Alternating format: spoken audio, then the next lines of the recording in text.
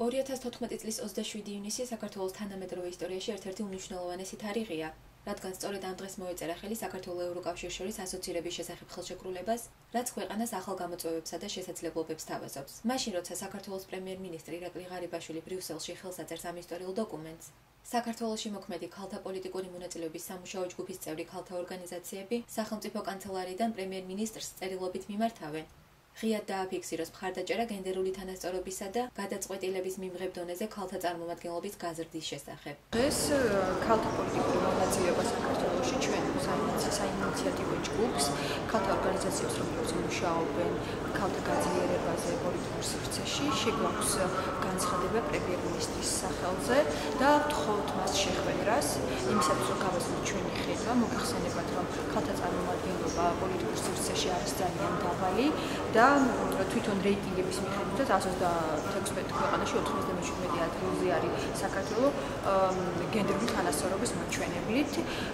დღეს მნიშვნელოვანი დღეა, ჩვენ ასოცირების ხელშეკრულებას მოვაწერეთ ხელი, ჩვენმა ქვეყანამ ეს არის დემოკრატიის კიდევ ერთი მნიშვნელოვანი ნაბიჯი, მაგრამ ჩვენ ვთქვით, რომ დემოკრატიის და კარგი დემოკრატიული ფუნქციონირება შეუძლებელია ქალთა აქტიური მონაწილეობის გარეშე.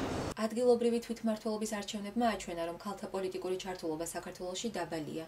სწორედ ამიტომ ჯგუფის წევრები მიიჩნევენ, რომ აუცილებელია სახელმწიფომ შეიმუშაოს ქალთა პოლიტიკური მონაწილეობის გაძლიერებაზე მიმართული ეფექტური პოლიტიკა. ქვეყანა თავის ვალდებულებას ქალთა დაწინაურების თვალსაზრისით გადაწყვეტილების შემდგომ დონეზე ვერ ასრულებს, რადგან ადგილობრივი თვითმმართველობის არჩევნებმა კიდევ ერთხელ დაგვანახა, რომ ზოგიერთ თვითმმართველ ერთეულში ქალთა მონაწილეობა არჩეული ქალების წარმომადგენლობა იქნება 0, რაც თავისთავად ძალიან შემაშფოთებელი მაჩვენებელია.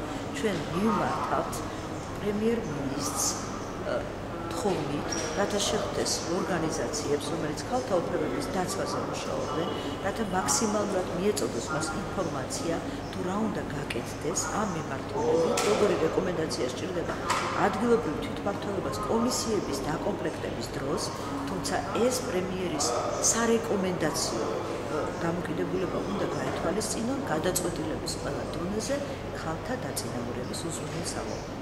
დემოკრატიისკენ მიმავალ გზაზე რჩება გარკვეული საკითხები, რისი მოგვარებაც ადგილობრივ დონეზე აუცილებელი იმისათვის, რომ ქვეყანაში დემოკრატიის პრინციპები იყოს დაცული.